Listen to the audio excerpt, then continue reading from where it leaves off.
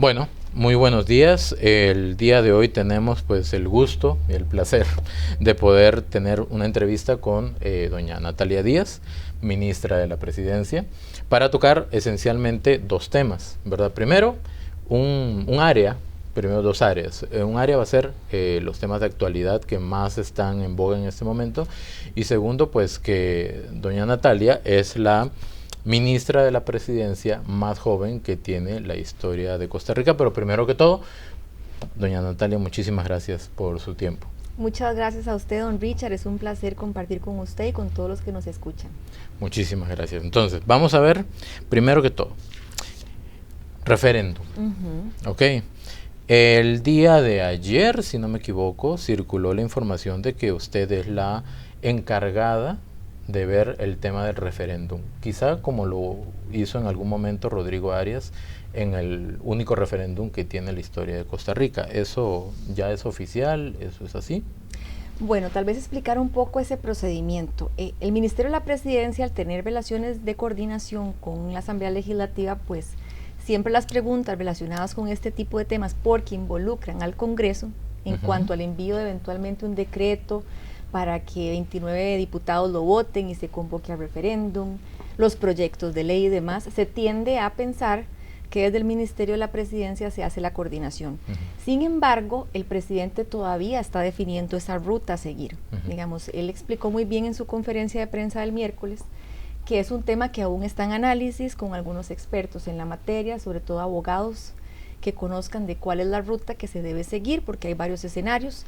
El 2 de mayo él expresaba en el discurso ante los diputados y ante miembros del cuerpo diplomático, miembros del Poder Ejecutivo y demás, que básicamente él estaba analizando si hacía un envío de los proyectos directamente al Congreso o si lo que hacía más bien era que a nivel de iniciativa de la ciudadanía se presentara un proyecto y se recolectaran las 180,000 firmas. Entonces, digamos que no es algo que esté confirmado desde el punto de vista, digamos, oficial, porque él dijo que eso estaba en un proceso, pero naturalmente, por mi rol como ministra de la Presidencia, y yo sí quisiera dejar claro eso, es que se puede interpretar de esa manera. Sin embargo, mi rol es simplemente la coordinación con el Congreso, no hay nada todavía oficializado, el presidente está analizando y veremos cómo lo planteará en los próximos días. Hay un poquito de ansiedad, ¿verdad?, en la gente y en las esferas políticas sobre cuáles van a ser los proyectos, que se mencionaron 7 proyectos, pero que podrían ser más, quizá menos, ¿verdad? Hay que darle forma. Obviamente ustedes están trabajando en eso y lo van a hacer público en el momento que lo tengan listo, pero más o menos, la gente se pregunta, pero ¿cuándo más o menos? ¿O cuántos proyectos más o menos? ¿Cuántos consideran prudentes de repente? Y termino la pregunta con esto. El diputado Eliezer Feinsack estaba comentando que él considera personalmente que, por ejemplo, 15 proyectos, que es un número que por ahí se mencionó, podría ser mucho para el tema de preparación y educación de la población para tomar una decisión correcta. ¿Qué se ha hablado sobre eso? Es que depende mucho de la ruta y de los temas puntualmente, ¿verdad? Porque es algo que todavía está en construcción. Se ha hablado mucho de que, obviamente, las prioridades de la administración en estos meses anteriores y en sesiones extraordinarias podemos hablar de que uno de esos temas será la ley de contratación pública, porque él mismo ha dicho que Ciudad Gobierno es una prioridad de esta administración, pero más que una ley puntual para un proyecto, lo que se busca es que existan mecanismos alternativos para desarrollar obra en el país que no impliquen endeudamiento para Costa Rica, ¿verdad? Entonces, digamos que él lo mencionaba como uno de los temas.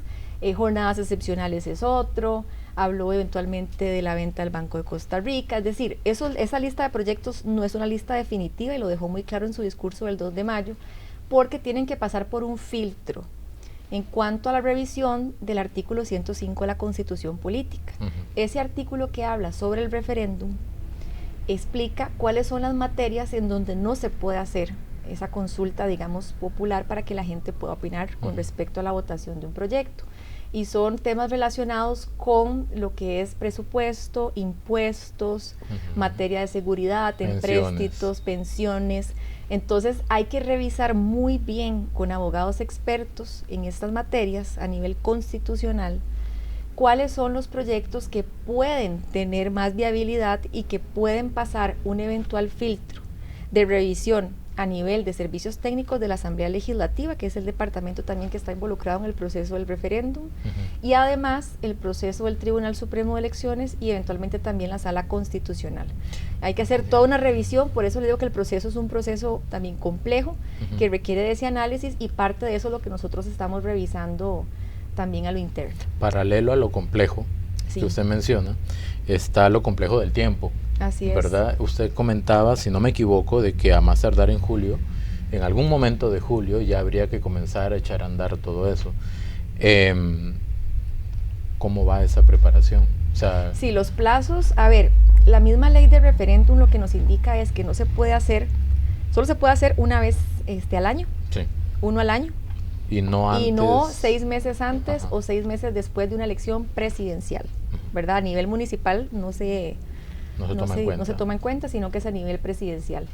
Tomando en cuenta que la elección presidencial es en febrero del año 2026, la fecha límite para esto o celebración de este referéndum, estamos hablando de que es agosto del año 2025, 6 meses antes.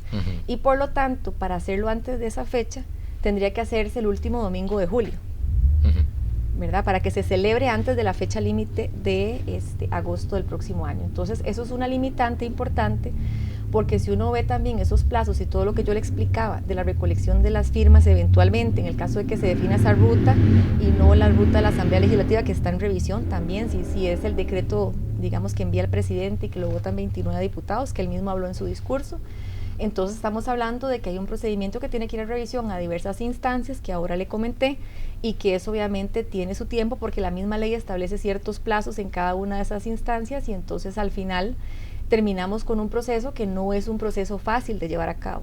Entonces hay que organizarse muy bien a nivel operativo, la logística, tiene que haber alguien encargado de todo este proceso, es decir, es un tema que hay que sentarse a diseñar, pero el tiempo apremia, y por eso también tiene que ser muy muy pronto que ya esa ruta se dé a conocer por parte del presidente de la República. Pero eventualmente me imagino que entonces, según ese escenario, ¿verdad? De las dos opciones más viables, que por medio del decreto, votación de los diputados, o por medio de un proyecto que presenta un ciudadano, me imagino que se están preparando los dos escenarios. Tienen que revisarse los dos, efectivamente, y ver esos en plazos, todos los temas. En todos los temas, ver cuáles temas pasan ese filtro, cuáles no, cómo, digamos, también lo están percibiendo al interno de cuáles proyectos tienen más viabilidad, cuáles no, cómo explicar este proceso, ¿verdad? También hay una parte en donde dice que el tribunal, en la ley de referéndum, que el tribunal podrá acumular las diferentes solicitudes de proyectos de ley, es decir, si es una sola, si son varios proyectos en una sola consulta. Todo eso hay que revisarlo con lupa para entonces tener claridad de cuál es el procedimiento que se va a seguir y cuál es la ruta entre estas dos que al final el señor presidente definirá junto con el equipo. Esa pregunta de repente es más para el tribunal, por el tema del gasto, ¿verdad? Pero sí, la ley habla de un presupuesto que anualmente se aparta para hacer un referéndum. Para esa partida, la entonces ley de no es un caso extraordinario, digamos. Se tiene que apartar en presupuesto del Tribunal Supremo de Elecciones una partida para ese fin. No conozco ese presupuesto exacto, pero he escuchado que ronda los 3.000 millones de colones, ¿verdad? Aproximadamente, entonces habrá que ver si eso es así o habría que ajustarlo. Y bueno, los gastos que inclusive la misma ley prevé en cuanto a la participación de personas físicas o jurídicas que quieran aportar a la campaña a favor o en contra de un proyecto determinado, y ponen una limitación de los salarios base que puede aportar cada persona física o jurídica. Entonces toda esa logística pues es parte del análisis que hay que hacer, porque esto, digamos, lleva un proceso gerencial, por así decirlo, que implica que haya casi alguien dedicado al proceso, que le dé seguimiento a nivel operativo, financiero, ¿verdad? Toda la logística, cuáles son los lugares donde se van a recolectar las firmas, es decir, esto es algo que tiene que planearse muy bien para lograr en el plazo que establece la ley cumplir con los objetivos. Ok, voy a referirme a algo que mencionó Rodrigo Arias como presidente de la Asamblea Legislativa posterior al discurso del presidente, que causó mucha bulla, pero el día de ayer, si no me equivoco, en conferencia de prensa hubo como que se suavizó un poquito el discurso al respecto, sobre catalogar el referéndum como caprichoso y vengativo. Más bien ahora siento como que se suavizó un poco. ¿Cómo está ese nexo justamente con la Asamblea? Porque una de las vías sería justamente negociarlo directamente con la Asamblea, ¿verdad? A ver, en el rol del Ministerio de la Presidencia, uno tiene que hablar con los 57 diputados. Esa relación continúa, siempre ha estado presente. pueden haber diferencias y es lo más normal entre un poder ejecutivo y legislativo, porque esa es la dinámica en cualquier administración. Créame que esto pasa siempre, no es un asunto que pasa solamente en la administración Chávez Robles, sino que en la historia del país ha pasado siempre. Quizás hace muchos años atrás, cuando había bipartidismo y no existían las redes sociales y la comunicación que hoy existe, tal vez no se conocían los detalles, pero ¿qué pasaba? Pasaba. Entonces, sí, solo que con la comunicación ahora la presión es enorme. Ahora la presión es grande, pero es distinto. Yo estoy absolutamente segura que esas cosas se daban desde siempre, ¿verdad? Porque es normal. Hay control político que está instalado en la Constitución para los diputados y tienen el derecho de hablar sobre lo que no les parece, lo que les parece, pero el presidente también ha tenido alguna frustración en ciertos temas porque él ve que las cosas no fluyen, ¿verdad? El país necesita tomar decisiones importantes y eso obviamente que ha dinamitado un poco esos puentes, pero eso no quiere decir que no existan. Digamos, parte de nuestro rol es ese. Todos los días hablamos con los diputados, yo hablo con el presidente del Congreso, ¿verdad? Quedó electo, es el presidente con el que yo tengo que coordinar y el gobierno tiene que coordinar y eso se respeta, porque eso es parte de la decisión ya tomada por la Asamblea Legislativa el 1 de mayo. Entonces hay que ver también de aquí en adelante. Y sobre ese tema, yo creo que él también tuvo que haberse dado cuenta que negarse a la posibilidad de que la gente defina si quiere o no un proyecto, eso no se puede hacer. O sea, uno tiene que permitirle a la gente, porque es un mecanismo que además está establecido en nuestra Constitución política, que además hay una ley que se creó al respecto. Que se podría entender como la mayor muestra de la democracia también, ¿verdad? Exactamente, entonces, ¿qué más democrático que decirle a la ciudadanía, ¿usted le parece bien este o este proyecto? ¿Por qué? Porque la decisión del Congreso, y aquí hay que hacer muy bien esa diferenciación, el Congreso no es que se le va a mandar eventualmente, porque eso es algo que todavía no está definido, eventualmente no es que se le va a decir, ¿le parece bien este o este proyecto? No. La decisión es, le gustaría o está de acuerdo con enviar a referéndum estos temas.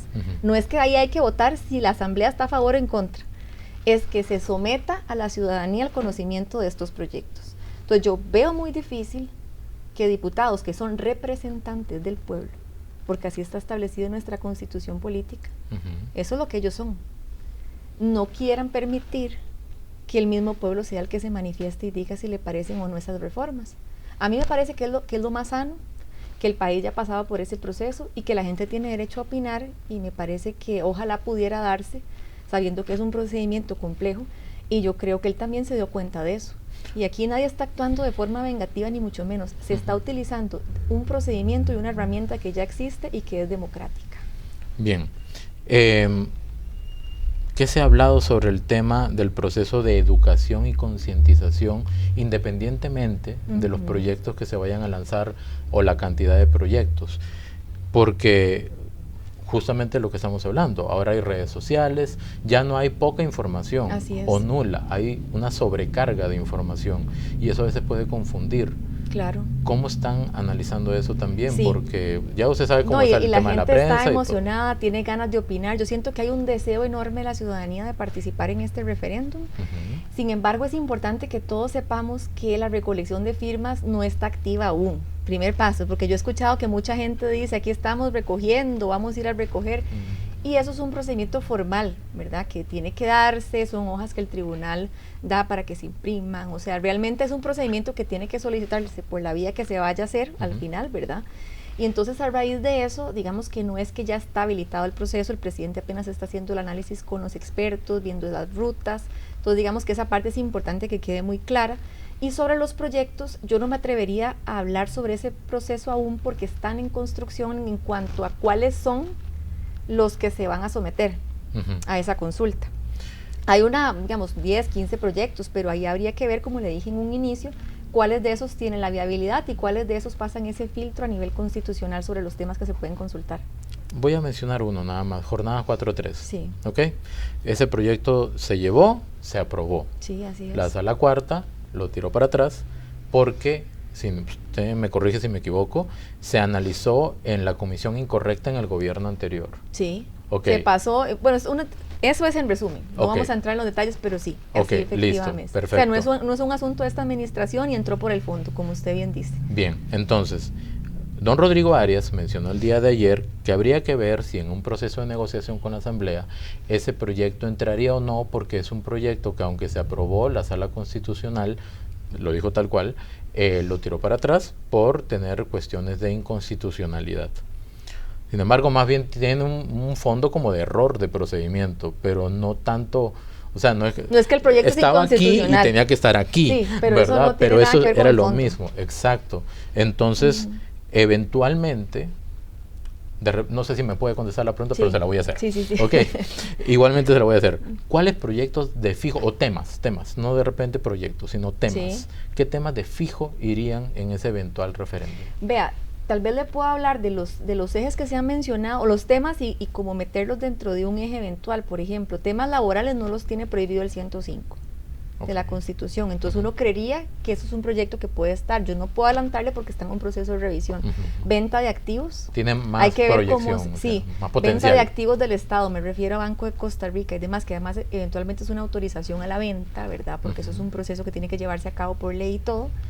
Habría que ver si eso puede entrar. Yo creería que puede entrar dentro de esas opciones por el tema. No es que, y aquí quiero dejar claro, no es que está entrando a su pregunta, ¿verdad? Temas que podrían abordarse quizás. Podríamos hablar de temas que tienen más potencial. Que tienen más potencial. Y él hablaba, por ejemplo, don Rodrigo, también de los órganos desconcentrados de los ministerios. ¿Qué es ese órgano desconcentrado? Digamos que son pequeños, órganos dentro del ministerio que son juntas directivas y que a veces impiden que el ministerio fluya de la mejor forma. Como microgobiernos dentro de los ministerios. Pequeños gobiernos dentro de los ministerios. Entonces tienen, digamos que su propia autonomía de algún tipo, digamos, administrativa, presupuestaria hasta cierto punto, porque los ministerios son los que tienen ese presupuesto.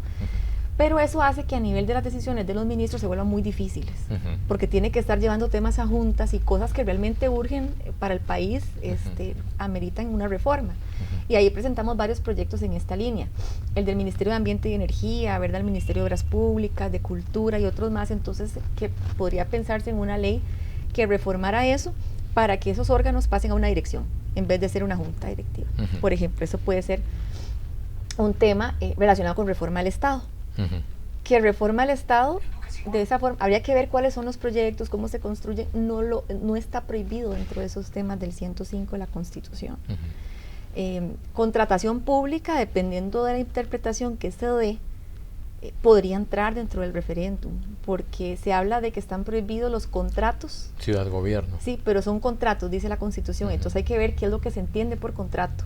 Pero, por ejemplo... Entonces habría que ver, por eso le digo que no me puedo adelantar, porque eso es parte del análisis que habría que hacer de cada uno. No soy abogado ni nada parecido, pero aquí el tema está en el famoso artículo 67 de la ley de contratación, ¿verdad? Que si se aplica literal, que si la Contraloría lo interpreta, ¿se le podría dar al pueblo la potestad de hacer esa interpretación única, digamos? Es una, digamos, ahorita hay dos, está la interpretación y está la reforma del 67. Okay. Si uno lee la Constitución, habla de contratos o actos administrativos, lo que está prohibido, pero ahí es una reforma a la ley de contratación pública. Okay. Entonces, por eso el análisis constitucional es tan importante con los expertos, porque puede que eso no tenga que entrar dentro de contrato o acto administrativo, sino que es una ley de contratación. Entonces, en el marco de esa ley, uno podría pensar que las reformas caben ahí, que eso es parte de lo que estamos revisando. Y así otros temas. Entonces, sí hay temas dentro de los mencionados que pueden ser sujeto de. Ahora, hay temas también, porque ahí habla de que materia tributaria no. Bueno, materia tributaria, ¿cómo se interpreta? O sea, un impuesto es una tasa, un canon, ¿qué significa exactamente eso? ¿Qué es lo que se enmarca dentro de ese término? Y por eso es que no es tan sencillo de que yo le pueda decir a usted tal y tal proyecto sí, tal no. Además, pueden haber expertos que digan que esto entra o no entra dentro del 105 como prohibición o como un proyecto que se permita, pero la sala es la que tiene la última palabra. La que define en este país que es inconstitucional y que no, es la sala constitucional. Entonces, hasta no llegar a ese filtro, no sabremos si es sujeto de referéndum. Bueno, por lo que pronto, entonces, al 25 no, ¿qué día cae el último domingo de julio? Como 27 de julio. 27. Antes de esa fecha ya tendríamos clarísimo. Sí, claro. Sí. Entonces, lo que le quiero decir es que uno puede pensar que sí o que no, y al final la sala es la que define. Ok, listo. Eso es lo que es importante. Dejemos referéndum ahí. Rápidamente, proyectos de seguridad. Sí. Contexto. Gobierno presenta una cantidad de proyectos, la comisión los comienza a archivar, el presidente reacciona incómodo, ¿verdad? Ante esa situación, retira los proyectos, le dice, háganlos ustedes. Posteriormente hacen ya una comisión de 3 poderes y comienzan a trabajar en nuevos proyectos, ¿cierto? Ok, se están ingresando proyectos en este momento. Así es. ¿Cuál es el estado, cuáles proyectos se están ingresando y cuál es el estado actual de ellos? Ok, básicamente de esa mesa de 10 proyectos de ley que se presentó el 30 de enero a los presidentes de los Supremos Poderes, se han aprobado solo 2. De esos 2, el más urgente no se ha votado. De esos 10 no se ha votado prisión preventiva. Solamente 2 que tiene que ver con gota a gota y la baja delincuencia. Okay. Esos son los 2 que se han votado de los 10. Entonces, sí, prisión preventiva es el más pesadito, el más importante. El más importante de esos 10 es ese. El fiscal general dijo ya hace varios meses que si tuviera que escoger uno de esos 10 es prisión preventiva. Lo dijo en conferencia. Lo dijo en conferencia, dijo el texto como está bien, estoy de acuerdo. Esa es la herramienta que le va a permitir al Ministerio Público tomar las decisiones que hoy no se pueden tomar para que la gente que tenga o que represente un peligro para comunidad y demás pueda estar guardada. Pero hoy, con esas herramientas que tenemos, es imposible. Entonces, se ha insistido en el tema y hasta el momento es un proyecto que está convocado, que el presidente priorizó en una primera convocatoria de 32 proyectos en totalidad.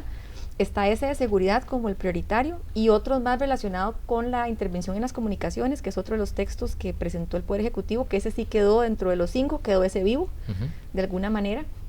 Entonces, ese todavía también está en proceso de negociación en la Asamblea Legislativa. Hay otro también del congelamiento de bienes de capitales emergentes que se convocó. Y básicamente que esos son como los principales, puede que haya otros, y quedan otros proyectos que no se vayan a convocar, sino que el presidente lo que quiere es priorizar en estas primeras semanas esos expedientes. Con también el tema que es muy importante que conozcan, y es que en mayo, todos los años, no hay comisiones instaladas, nunca, hasta finales del mes, porque se cambia el directorio y se cambia la integración de todas las comisiones de la Asamblea Legislativa. Prácticamente las comisiones principales, hay otras que sí tienen un plazo de 4 años y permanecen en el tiempo durante todo el periodo constitucional de la Asamblea, pero la gran mayoría, por no decir casi que todas, cambian todos los mayos. Entonces, ¿qué quiere decir eso? Que solo funciona el plenario, por un mes. Entonces, por más de que haya proyectos que se convoquen, si los proyectos que se convocan están en comisión, no pueden avanzar en un mes, hasta que se instalen las comisiones. Correcto. Entonces, de prisión preventiva lo estamos convocando como una prioridad porque ahorita el proyecto está en consulta en algunas instituciones que se mandó a consultar, creo que hace como una semana, un poquito menos. Y una vez que se regrese al plenario, se podría votar ya, porque ya se encuentra en el trámite en el plenario. Entonces, el objetivo es que ese sea de los pocos expedientes, que en este momento creo que son 10 expedientes de los 32 que están en plenario, y que la Asamblea puede decir, tenemos todas estas opciones y queremos este. ¿Por qué convocamos pocos? Que la gente a veces dice, qué barbaridad, o los diputados empiezan a decir, qué barbaridad, la agenda es muy, digamos, muy laxa en el sentido de que no hay muchas opciones. No, es que es así porque nosotros queremos que eso se voten y eso se priorice. Si nosotros tomamos una agenda de 100 proyectos en plenario, entonces pueden escoger de los 100 cuáles son los prioritarios. Nosotros queremos que sean esos. Entonces, así podemos hacer una agenda más, digamos, enfocada en que en una sesión se puedan conocer o en una semana se puedan conocer todos los que nosotros tenemos interés. Cuando eso vaya avanzando, pues ampliamos eventualmente la convocatoria, vemos cuál se retira, pero uno tiene que priorizar en un periodo tan corto de sesiones extraordinarias. Es estratégico el tema. Entonces, es importante explicar esto, porque no es que son poquitos o muchos, no, es que queremos que estos se conozcan y se prioricen, porque han pasado 3 meses en sesiones ordinarias donde no ha avanzado prácticamente nada. ¿Por qué? Porque la agenda puede andar en 400 proyectos en plenario. Entonces, si usted agarra y convoca todo, no prioriza. Entonces, esa es la explicación del por qué vamos poquito a poco midiendo cómo va cada semana avanzando para poder definir, esta es la prioridad y vamos a ir por aquí. Con el tema de seguridad, la gente todos los días ve en todas las redes sociales, ¿verdad? Mataron a fulano, mataron a otra persona, víctimas colaterales, ¿verdad? Mucho relacionado con el crimen organizado. Sin embargo, cuando se presenta, por ejemplo, se escucha que se va a presentar un proyecto, pues la idea o la esperanza de repente de la gente es, bueno, ahorita lo aprueban y eso ya se soluciona, ¿verdad? Entonces, aquí la pregunta va en 2 vías. 1, ¿cuál es el proceso para que un proyecto se materialice en resultados objetivos, palpables, en beneficio de la sociedad y su seguridad? 1. 2, a raíz de lo que sucedió en las últimas semanas con la diputada Gloria Navas y su visita al Centro Penitenciario de la Reforma, en redes comienzan a decir, por eso es que la Comisión de Seguridad no avanza, porque la señora es pro reo, ¿verdad? Diferentes comentarios. Y sin embargo, antes de este suceso, este evento, ¿verdad?, de la visita a la cárcel, siempre se ha reconocido la trayectoria, la experiencia y el conocimiento de doña Gloria en su materia penal, ¿verdad? Eso no es discutible. La pregunta es, ¿ha influido realmente la visión de ella en el trato de los proyectos en esa comisión? Y la primera preguntita. Ok. A ver cómo porque son preguntas que requieren de una explicación amplia, pero voy a tratar de resumirle lo más que pueda. Yo sé que usted es buena en eso, no hay problema. Bueno, el proceso es, el proyecto se envía a la Asamblea Legislativa, sí, por el Ejecutivo o un diputado, ¿verdad?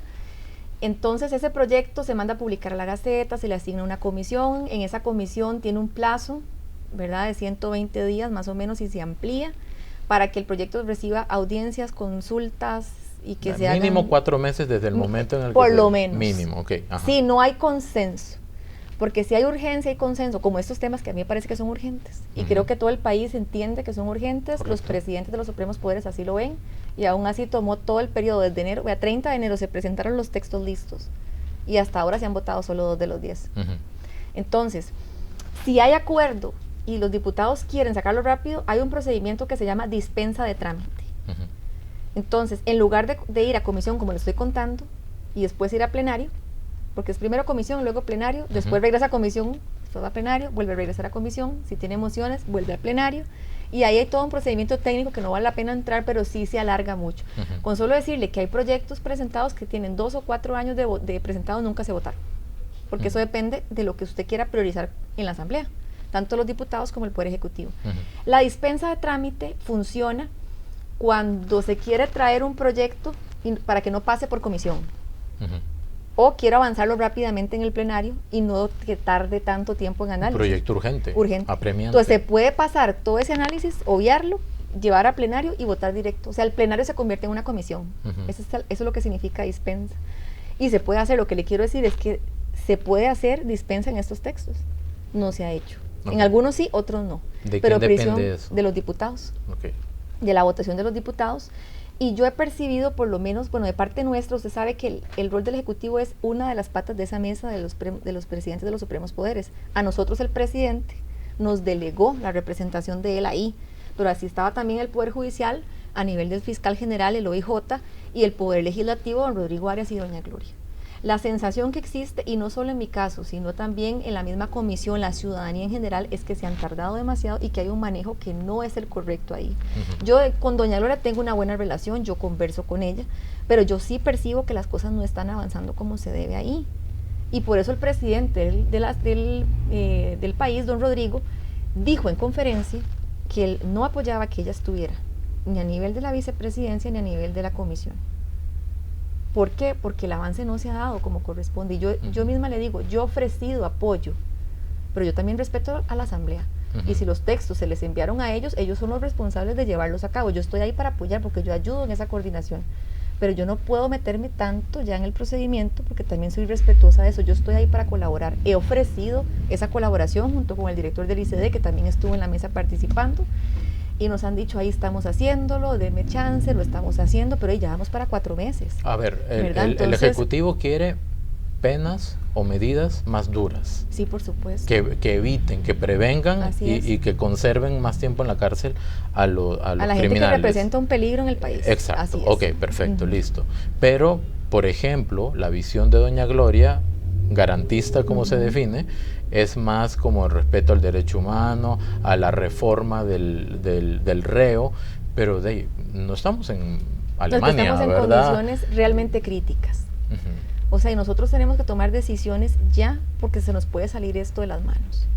Y yo creo que ese es el mensaje que el país está esperando de parte del Congreso.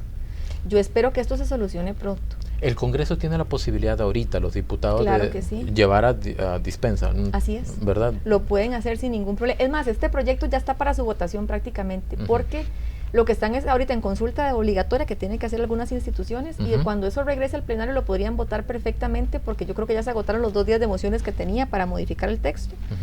Así que ahí está el texto y perfectamente lo pueden conocer. O sea, lo que le quiero decir es que la responsabilidad también está ahí en el sentido de que ya los textos se remitieron a la Asamblea desde el 30 de enero y es un poder de la República separado del Ejecutivo. Entonces ya a ellos les toca ver eso. Y aquí hay un rol importante del presidente del Congreso y de la presidencia de la comisión. Porque el presidente de las comisiones es quien lidera la comisión. Entonces depende cómo usted lleve la sesión, organice las mesas de trabajo y haga todo, así fluye. Y doña Gloria, yo sí lo digo, estuvo presente en todas las mesas y se movió rápido, sí. En 6 semanas, en 2 semanas pusimos 6 sesiones y sacamos los textos muy rápido. Eso sí lo tengo que reconocer. Ahí, digamos, entramos bien, todo fluyó muy bien y eso se hizo desde el 8 de enero como hasta el 17, una cosa así, o 20, y el 30 se presentó aquí porque estaban terminando de hacerse los proyectos y todo, pero cuando eso se remitió al Congreso, ya la cosa no fluyó. Entonces yo realmente me pregunto, vean, es que estamos en una situación realmente de urgencia. Si los diputados tienen dudas, se respeta. Aquí nadie está diciendo vote eso sin leer, porque de eso no se trata. Pero si alguien tiene dudas, pregunte y se aclaran. Sentémonos. Aquí estamos para lo que necesiten, pero el problema es que no se entra ese análisis y aquí entonces pasa el tiempo y no vemos resultados. Es una pregunta de repente un poco complicada y no la quiero comprometer tampoco, ¿verdad? Pero a veces queda la sensación de que podrían haber diputados que buscan o que les conviene que algunos proyectos importantes no pasen para que eventualmente el gobierno no se vea beneficiado, entre comillas, por la buena ejecución de esos proyectos. Bueno, voy a ponerlo en palabras de don Rodrigo, que hay quienes, como dijo en la conferencia de prensa, que lo dijo Sun Tzu u otro, que aunque sean cenizas, pero siempre gobernar, ¿verdad? Palabras más, palabras menos. ¿Existe eso? ¿Percibe en algún momento usted eso en la Asamblea? ¿Que se lenteen proyectos a propósito de repente para que el gobierno no le vaya bien? Vea, yo percibo que, y quiero hablar de los 2 puntos de vista. A ver, se han logrado acuerdos importantes. Yo no puedo decir que no se ha hecho nada porque sería mentira, ¿verdad? Objetivo. O sea, hay que manejar esto objetivamente y aquí se han votado acuerdos importantes para el país, eurobonos, poder terminar el humedal La Culebra, la compensación del humedal para seguir con la ruta San Carlos, que estaba pegado ahí y sin esa ley no se podía avanzar. Después tenemos también lo de la permuta de circunvalación norte para poder terminarla y así varios. El empréstito de 700 millones y creo que ese es el mejor ejemplo. Vea, ese empréstito fácilmente se tuvo que haber presentado en abril o más o menos en esas fechas. Y vean que es un tema que se supone que no debería tener bandera política, porque lo que estamos hablando es de un empréstito para obra, para intervenir cosas que están a punto de caerse y que afectan vidas en este momento. Todo el tiempo. ¿Verdad? Todo el tiempo. Entonces, imagínese usted lo que es que aquí pase una tragedia y todos esos meses sin haberlo votado. Y no es una amenaza, vieras que no. Lo que pasa es que hay que también tener la conciencia de que entre más tiempo pase, más duran en construirse las cosas. Y de ahí, la mitad de las obras de las 502, más o menos, son decretos de emergencia. O sea, que son cosas que realmente necesitan ser intervenidas ya. Entonces, se pasó todo ese tiempo, la época de, digamos, de verano donde se podía construir y todo, ahorita ya viene la época de invierno, entonces va a ser más difícil y todo esto, y a raíz de eso, básicamente la preocupación del presidente es esa, sí, se vota, pero ¿cuánto se tarda?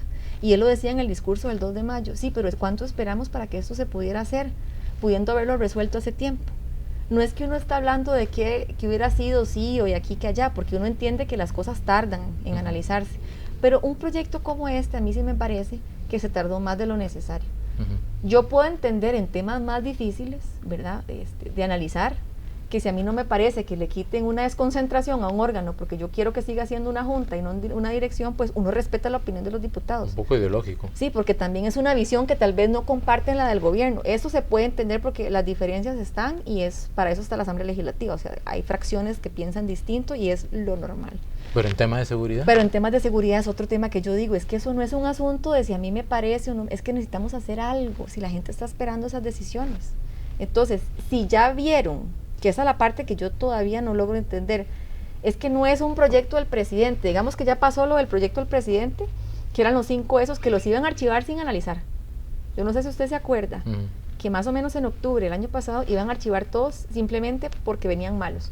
Entonces yo decía, pero se los leyeron, están viendo los criterios, realmente están estudiando el texto, ¿cuál es la duda que tienen? Díganos cuál es la duda. Puntualmente en qué artículo nosotros vamos y lo arreglamos o buscamos el consenso, pero nunca nos dijeron nada de eso. Entonces, ¿qué pasa? Que a veces se percibe esa sensación, ¿sí?, de que son proyectos que simplemente decimos que vienen mal, pero no se entra a decir por qué viene mal en el fondo del proyecto, sino simplemente decir vienen mal. Entonces, esa discusión pasó en ese momento. El presidente desconvoca los proyectos y dice, bueno, si les parecen tan malos los proyectos de nosotros, pues hay que sacarlos todos. Y entonces les voy a convocar todos los que dicen que ustedes que van a solucionar. ¿Por qué? Porque venía desde abril que se presentaron diciendo que estaban malos y no sabíamos por qué. No entraban en ese fondo y en la explicación. Al final, muchas de esas ideas, de esos proyectos, se trasladan a otros expedientes, que son los 10 proyectos de la mesa, que toman ideas de diferentes proyectos, de los nuestros, de otros diputados, se arman textos que no son del Ejecutivo, son textos de los 3 poderes. Es que vea qué potente esto. O sea, no es que don Rodrigo armó unos textos y dijo, sí, envíes casi que acuerdos, esto aquí. Son acuerdos. Exacto, son acuerdos de 3 poderes. Entonces aquí nadie está diciendo este es mi proyecto o es el del otro, no, es que los 3 presidentes dijeron que estaban de acuerdo con esto. Y aún así, entiendo que hay análisis, pero es que son 3, 4 meses ya, donde yo creo que ya es hora de tomar las decisiones. Veremos qué pasan en esas sesiones extraordinarias donde nosotros vamos a priorizar esa agenda para que entonces puedan avanzar en este periodo que ya, como le digo, es un poquito más corto porque ese mes de mayo es un mes perdido sin las comisiones. Bueno, este tema queda como en puntos suspensivos. Así es. Y la pelota en la cancha de la Asamblea. Me quedan 5 minutos. Entonces, voy a brincarme directamente a un tema que sí me parece sumamente importante. Usted es la ministra de la presidencia, ministra mujer, ¿verdad? Sí. De la presidencia más joven que ha habido en la historia, ¿es así? Así es. Ok. ¿Le ha generado presión eso? No, no lo he percibido así. La verdad es que yo no creo que la edad sea, digamos, una limitante o que genere una presión mientras usted se prepare y tenga la experiencia suficiente para un cargo, ¿verdad? Yo no he sido una persona de que por la edad debería estar o no en tal cargo. Y yo además tengo muchos años en política. Desde muy pequeña ingresé a la política, a mis papás les gustaba mucho, yo desde pequeña me metí en todos estos temas. Y además pues también había ejercido mi cargo como diputada en su momento, hace 10 años que ingresé a la Asamblea Legislativa. Entonces esa experiencia del Congreso en estos cargos desde el ministerio es vital. Si yo le pudiera decir, vea, tiene que haber o experiencia política o experiencia legislativa, porque sí hay que conocer del Congreso para poder liderar este proceso a lo interno del ministerio, y pienso que eso ha sido algo que me ha aportado esa experiencia suficiente para manejar este cargo por un plazo ya prácticamente de 2 años. De hecho, se nota mucho el dominio que usted tiene de todos los procesos internos, ¿verdad? En la Asamblea, que no son nada sencillos. Sí. En una comisión del CINART, usted dio una explicación muy amplia, ¿verdad? Sobre cuáles eran, bueno, no me acuerdo si era el CINART o de del otra BESI. comisión. Creo que sí. Ajá, BESI y CINART están en la misma. Correcto. Sí, entonces, sí, usted hizo toda una explicación a los diputados en los cuestionamientos que ellos hacían. Rápidamente, ¿cuándo le interesó por primera vez la política? O sea, usted habla de muy pequeña, sí. Pero ¿qué fue lo primero que hizo en política? Imagino que de ahí no paró. Era guía de centros de votación. Yo he ocupado casi que la mayoría de cargos en los partidos políticos en el pasado. Ahorita yo obviamente tengo prohibición electoral por el cargo en el que estoy, pero desde muy pequeña me apasiona, me gusta visitar las comunidades, es lo que realmente me mueve. Por eso estoy aquí, gracias al señor presidente también, que me brindó la oportunidad en su momento de estar aquí en este ministerio, porque es un ministerio que es de mucha confianza. Es un brazo para el presidente, no solamente a nivel de la coordinación legislativa, sino también en la coordinación del gabinete y en otras decisiones o temas que él me encarga para dar seguimientos, digamos, de temas de interés del Ejecutivo. Entonces, realmente eso me ha dado a mí la posibilidad también de conocer mucho de la política nacional, de involucrarme desde muy pequeña, y eso también me ha permitido conocer a muchos actores de diferentes fracciones o partidos. Creo que eso también ha sido positivo en mi rol desde el Ministerio de la Presidencia, porque a muchos de los diputados que están ahí los conocía desde antes de ser ministra, por el ambiente político en el que siempre he estado. Usted es un eslabón, ¿verdad?, que une ejecutivo y legislativo, pero muy exigido, ¿verdad? Porque la relación del ejecutivo y el legislativo a veces saca chispas y a veces un poquito menos. Sí, así es. Pero en el puro centro está usted. En el centro, efectivamente. ¿Verdad? ¿Eso cómo lo maneja? Yo he manejado esto muy profesionalmente. El presidente, todo el mundo sabe cómo es el presidente. Es una persona de carácter, ya lo conocen, son 2 años. Al principio costó un poco más, porque quizás no lo conocían, no existía, digamos, ese conocimiento, confianza y demás, pero también los diputados ya tienen 2 años de estar en su cargo, ya las cosas se ven diferente, que hay diferencias por supuesto y que se generan problemas y es lo normal, pero yo creo que también existe la conciencia de cómo es el presidente directo y demás. Yo creo que al final esto es un tema de que la coordinación tiene que darse sí o sí. Esa coordinación nunca puede romperse. Y pase lo que pase, yo como ministra de la presidencia tengo que coordinar con los 57 diputados, aunque la situación no esté bien. Y mi rol es llamar y seguir construyendo y seguir escuchando, que hay que dejar pasar unos días, sí. Tal vez hay que dejar pasar un tiempo en algunos problemas, algunas cosas, pero yo nunca dejo de hablar con ellos. Independientemente de esas diferencias que puedan existir entre la presidencia y el Congreso, yo tengo que estar permanentemente en comunicación, el presidente lo sabe perfectamente, que ese es mi rol, y el rol también de mi apoyo hacia la jefa de fracción, doña Pilar Cisneros, y hacia toda la fracción. O sea, somos digamos que un banco de 3 patas, donde ninguna puede fallar, y nos complementamos. A mí me parece que la figura mía complementa a la de ellos dos, y eso ha permitido que podamos avanzar, tal vez no como quisiéramos, pero hay algunos temas que realmente han salido por acuerdos. Y yo le hablé a algunos ahorita, pero han habido otros donde los diputados también han apoyado en un tema de emergencia, alguna situación crítica. O sea, si se buscan esos acuerdos, se pueden lograr, pero hay temas en donde por más de que se quiera intentar, visiones no lo van a permitir, y entonces ya lo que queda aquí, porque lo que se quiere es avanzar de aquí a no solamente este año, sino en los próximos 20, 30 años, tomar decisiones que al país le queden permanentemente ahí, que no se han tomado muchos años atrás, y ese es el objetivo del presidente con el referéndum al final. Es cosas que han quedado ahí, que le puedan permitir al país desarrollarse aún más de lo que estamos hoy. Vea, tengo como 10 preguntas más, pero ya no tengo tiempo.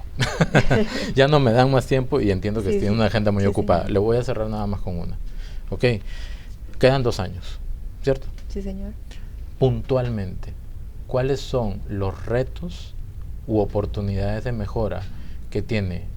Porque yo creo que se lo puede visualizar muy bien desde ese eslabón, ¿verdad? Que tiene el Ejecutivo y el Legislativo para hacer cosas importantes por el país en este tiempo que resta. En cuanto a los proyectos, a las relaciones. A todo. A todo. A ver, yo creo que aquí hay que decir y hablar las cosas como son. O sea, eso es lo que yo admiro del presidente. Y él es muy directo y dice, a mí me parece esto y esto. Yo creo que eso falta a nivel de Asamblea Legislativa y el Poder Ejecutivo. Digamos, hay fracciones que son muy claras y dicen, esto sí lo apoyo, esto no lo apoyo.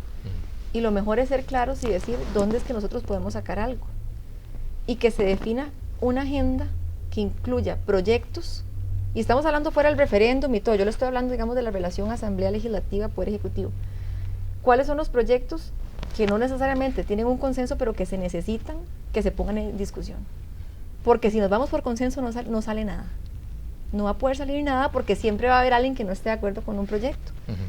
Pero uno puede decir, bueno, puede que no esté de acuerdo, pero no puedo evitar que eso avance de X o Y manera, ¿verdad? Entonces, al final, de alguna forma, eso era lo que se pretendía con el directorio, que al final no se dio, por las razones que sean. Que es un llamado también importante a lo que ocurrió el 1 de mayo. El 1 de mayo no es un evento en donde nada más se cambia el directorio y se nombra un presidente y las secretarías y las prosecretarías y las comisiones y quién preside una comisión. Se ha dejado de lado la agenda del año. Eso hace tiempo era un tema del 1 de mayo. Entonces usted decía, bueno, las fracciones que van a apoyar un bloque determinado para que llegue una persona a sentarse en el directorio, es porque hay una agenda de proyectos que vamos a llevar. No es que todo el mundo va a votar ese proyecto o esa agenda, pero que la van a poner en discusión en la asamblea. Por lo menos que se discuta. Después veremos cómo se vota y si los votos dan. Pero eso no se dio nunca. Y eso yo sí lo lamento mucho en ese proceso del directorio, porque al final eso era el tema, al final central de poder sumar un bloque. Porque imagínese usted qué interesante llegar y decir que se tienen 29 votos como mínimo para votar leyes. O sea, traslada esa votación del directorio para poder sumar una presidencia y decir, hay 29 que dicen que esto se puede discutir. No que esto se va a votar, sino que se pone en el orden del día del plenario para decir, vamos a ver estos temas. Entonces uno pudo haber dicho, reforma del Estado ahí, algún otro proyecto de interés de otras fracciones.